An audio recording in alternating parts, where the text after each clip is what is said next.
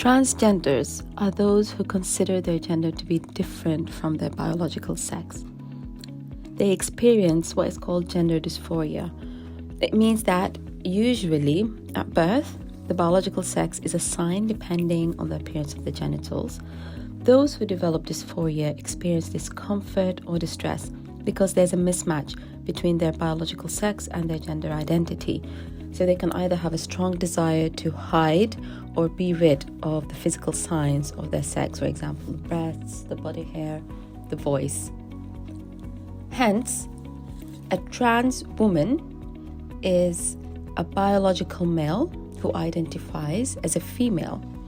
A trans man is a biological female who identifies as a male. And it has been noticed that there's a rise in the transgender population, including children and adolescents up to the age of 18 years, and the request for the gender reassignment surgery.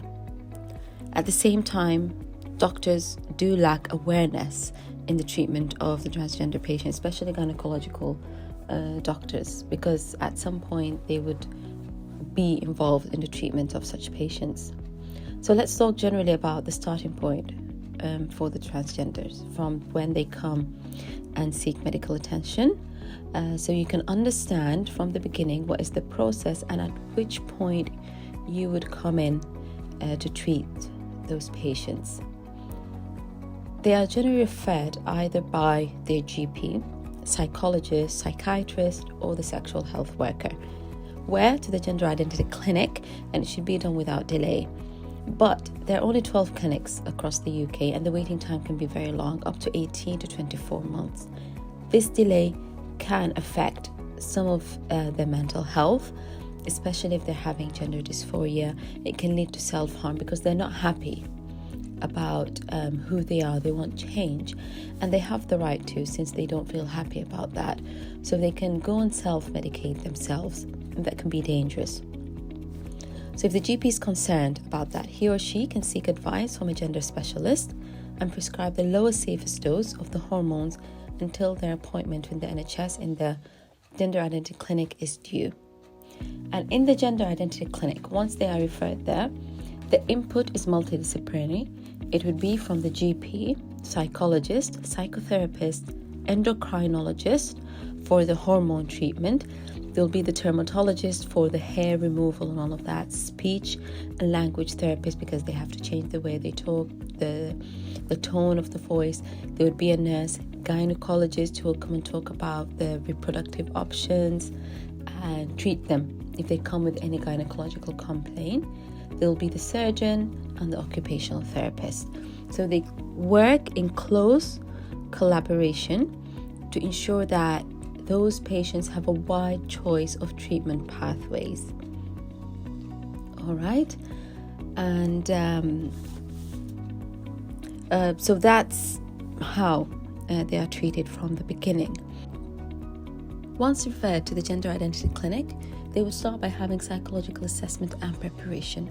The reason being to help them explore their gender identity and address the negative impact of gender dysphoria in their life. After the assessment and preparation, once they have the eligibility criteria for gender treatment, only after that they can start hormonal treatment or gender reassignment surgery. The criteria you will find it in box number 1 in the TOG article. Let's talk about hormonal therapy at the beginning. It's done by the endocrinologist. So before initiating hormonal therapy, baseline investigations have to be done. Blood pressure, full blood count, baseline renal function test, liver function test, fasting blood sugars, thyroid function test, lipid profile, estrogen, testosterone, prolactin levels. They are done at the beginning, then 6 monthly during the treatment, for 3 years after that yearly. And that's to pick up any complications or side effects that can happen due to the hormonal treatment. Like we said at the beginning, most of them are adolescents under the age of 18 years old, and they haven't attained puberty yet. If that's the case, then for these adolescents who haven't attained puberty yet, they can be given reversible GnRH analogs to block their natural hormones. So puberty would be delayed until they continue exploring their gender identity, because at that time they would be having the gender dysphoria. Okay, they're not happy about the way they feel. They're still young, so that can be like a mechanism to delay the onset of puberty so they can think about it and continue exploring how would it feel if they change their gender. And that would only be done by the input of the endocrinologist. Let's say if an adult comes. For adults, you can give them cross-sex hormonal therapy to suppress their sexual characteristics, which can either be through supplements of estrogen or testosterone. You can give them gender-rich hormone analogs to suppress their natural hormones, which is basically inducing a reversible chemical gonadectomy until a surgical gonadectomy is done later on. But this also needs long-term follow-up. And the hormonal treatment would differ. Let's start by trans women, a biological male who identifies as a female, so who wants to transit to be a female. You would be giving them female hormones, which is estrogen. They use bioidentical estradiol to, lower the side effects of natural estradiol in terms of VTE and all of that. Can either give oral tablets 1 to 6 milligram daily, or transdermal gel 2 to 4 measures daily, or transdermal patch 50 to 150 microgram twice weekly. The gel and the patches are preferred methods of estrogen therapy if the patient has additional risk factors for VTE. So generally giving estradiol for this group of patients on itself, it doesn't increase the risk of VTE alone. What does the estrogen therapy induce in these patients? It induces breast formation, female pattern of fat distribution. It decreases the overall lean body mass and male pattern hair growth. It also decreases libido and erectile function.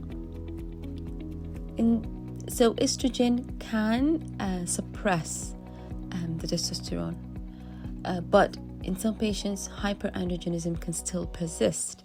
If that's the case, they can be given as well finasteride or low-dose cryoprecipitate acetate or spironolactone, but they have to be aware about the side effects and the follow-up needed. For monitoring these patients, you would want to measure the circulating estradiol levels. So generally the blood levels that are needed are reached by 6 to 9 months. And also you want to measure the testosterone and dihydrotestosterone levels, and that's to ensure adequate suppression of the testosterone to below the normal male range, because you want it to be below that. For hair removal, additional methods can be needed sometimes, like waxing and laser, but not all of these are available on the NHS.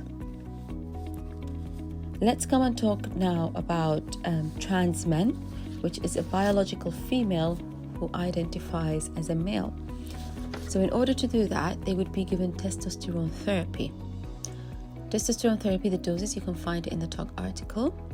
What it does, it increases the muscle mass, increases facial hair, induces male pattern baldness, it causes hypertrophy of the clitoris, increases libido, and it decreases the fat mass.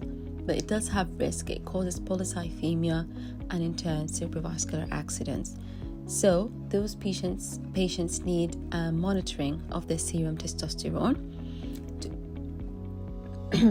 to make sure it's at the lower end of the normal range before giving the next dose. In these patients, usually it's recommended that after 4 to 5 years of testosterone therapy to undergo hysterectomy and bilateral salpingoophorectomy, because the risk of endometrial cancer. Testosterone causes endometrial hyperplasia. If the patient refuses to have a hysterectomy after 4 to 5 years, then they will need 2 yearly ultrasound follow-up for endometrial thickness. This is all about the hormonal treatment for these patients. Let's come to the gender reassignment surgery It is available on the NHS, and it does need criteria. So we talked about the psychological assessment and the preparation at the beginning. Then they will start the hormonal treatment. They have to be on it for 12 months, plus they have to be living for at least 12 months in their new gender role. After that, gender reassignment surgery is to be done, because once they do it, there's no way back. And the reason why they have such criteria for the surgery is that it was found that some of them regret it later on after the surgery. And doing this, the 12 months period, is associated with low regret rate. The types of the surgery, if you want to know it, they're found in the talk article, the names for the trans women and trans men. Hormonal treatment can affect fertility, and gender reassignment surgery would definitely affect future fertility. That's why before starting both of these treatments, you as a gynecologist would step in to inform the patients about their future reproductive options before they start the hormones and going on further to the surgery. So what would you do? You have to explain the impact of the treatment interventions on the reproductive function. So you'd say that gender reassignment surgery causes irreversible sterility. Cross-sex hormone treatment, in terms of prolonged estrogen, can decrease testicular volume, cause pure quality sperms. And in terms of the testosterone, it can cause irreversible amenorrhea. It may affect the follicular growth, but the ovarian follicles are not depleted, they're not affected. At the same time, they would need contraception because pregnancy might happen in these patients, and testosterone that they are taking is teratogenic if they do get pregnant. So after explaining the impact of the treatment that they're going to receive on fertility, you then offer them options to keep their fertility in case they want to have future children genetically related to them. So ideally, you would offer gamete storage before commencing hormonal treatment. Some patients may have already started on cross-sex hormonal treatment. In this case, it would be stopped for 3 months after getting in contact with the endocrinologist. Why stop it for 3 months? Because you want to allow reversible of the treatment-induced effects, and then ovulation can come back again, and sperm production can come back again. And then you would do the options to, the storage of the gametes. For female, there's oocyte cryopreservation, in which they would be given gonadotropin injections for ovarian stimulation, along with serial transvaginal scans, and then egg collection would be done, cryopreserved and stored. It generally takes 5 weeks for all of this to be completed. The patient has to know that the success of ovarian stimulation is influenced by age, and also that in the future, once she wants to use them, she can have her partner, if he's a male, his sperms, or a donor sperm if the partner is a female, plus ICSI and a recipient uterus has to be there in order for her to have a baby genetically related to her. There's also ovarian tissue cryopreservation, but it's only done for cancer patient, and it's currently not available for these patients. For males who want to transit into females, they have sperm cryopreservation, in which 10 ejaculated semen samples are collected over several weeks. If good quality sperms are found, they are split and stored separately for IUI in the future. If poor quality sperms or low number of sperms, then ICSI would be done in the future to have babies. There can be patients with obstructive or non-obstructive azoospermia, or trans women who find it difficult to produce a sample by masturbation. So in this case, they can have surgical sperm extraction. It would be explained to them how it's done, and in the future it would be used for ICSI and explain to them how ICSI is done. So this is generally how you would be involved and counsel these patients.